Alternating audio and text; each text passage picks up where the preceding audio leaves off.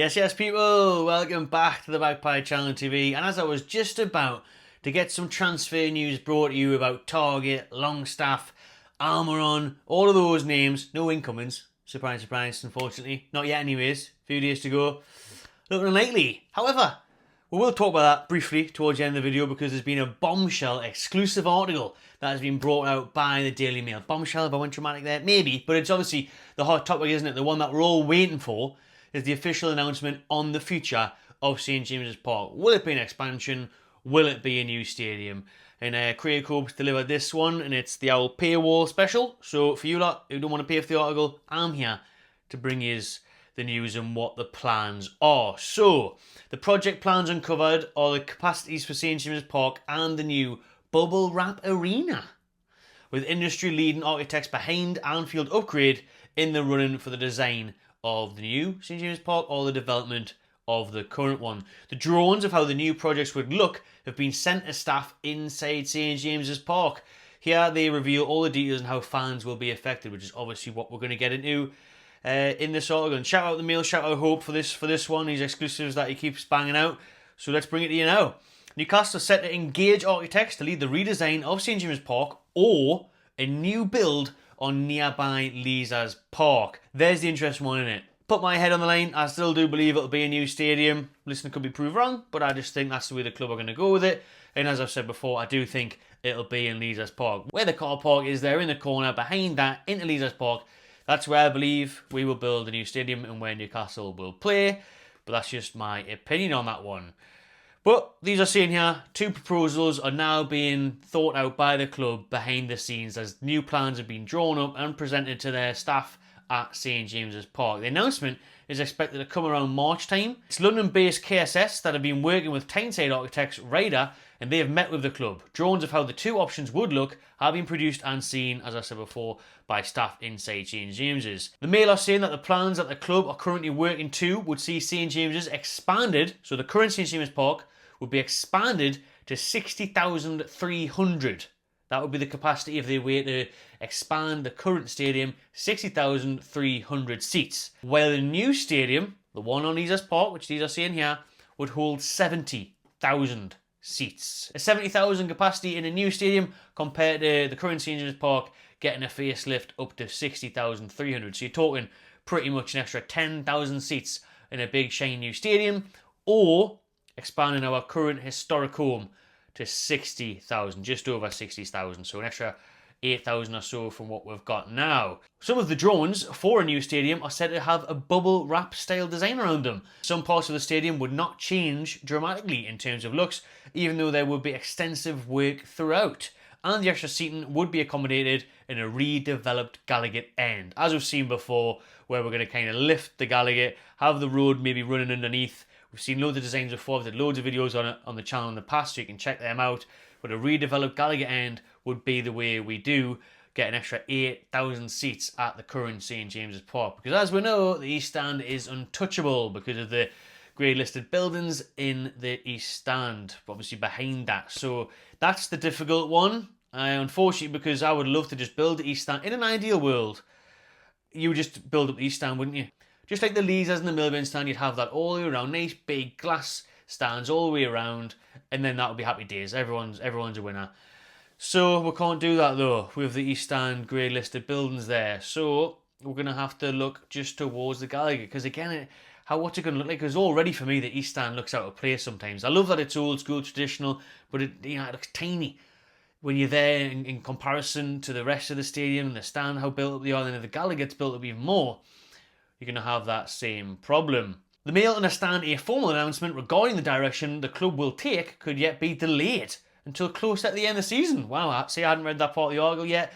We were expecting an announcement in February, then that got moved to around March, and now it could even be April, May time before they finally decide on what's going on. But the involvement of KSS would be another coup for the club, following the news that the world-renowned architects Populous will design a new training ground, which they revealed last week as well. KSS are the ones behind the Anfield developments, so obviously they've been really working hard on expanding the Anfield capacity there in Liverpool, the main stand in 2016, and the won awards on the back of it. They then led the work on the Anfield Road end last year. Liverpool's capacity has risen from 42,000 in 2016, used to be less than St James's Park, to now 61,300. And that firm is also ground specialists and designed the state-of-the-art complexes used by Leicester, Tottenham and Brighton. We've also worked on stadiums in the past, a one in Qatar there for the World Cup, Ahmed bin Ali Stadium. And this is the interesting one here because Newcastle meant to be picking the design off of this bubble wrap exterior at Le Havre Stadium, Stade Océan. Probably butchered that one. But that is a similar description of how a new stadium for Newcastle could look with a bubble wrap feature. That one's only got 25,000 capacity, Le Havre Stadium, but it is a design that Newcastle are looking at for the new stadium. And on the other hand, with the redevelopment of the current stadium, like they did with Liverpool, they said, they wanted to really reflect the traditional configuration of Anfield and capture the unique spirit of the venue using club and historical references and reinforce the spectator experience. You'd expect the very same sort of scripted answer in a St James's Park development as well. KSS did not comment when approached by Mail Sport. So there's some interesting news on the new stadium or the expanded St James's Park plans. 60,300 seats at the current St James's Park, redeveloped with a new Gallagher Stand expansion, or a new stadium in Leazes Park with over 70,000 seats in there as well. So which one would you prefer? Drop it in the comments below. Bit on transfer news now, and in this same article they are saying that Sean Longstaff is set to fight for his place at the Toon. He wants to be part of a historic winning cup side if we are to manage to do that in the Carabao Cup in March. So we were open to listen offers for Longstaff, as we talked about on the podcast last night. If you're more interested in transfer news today, you can listen to the podcast last night because we did talk about Longstaff target and all that. That's been the news today in last night's live podcast, which you can watch back on YouTube or listen on Spotify, Google, Apple, wherever you get your podcasts. But Newcastle have been braced themselves for an offer from Everton. They have a long-standing interest in the midfielder. There was an approach expected before the deadline day on Monday.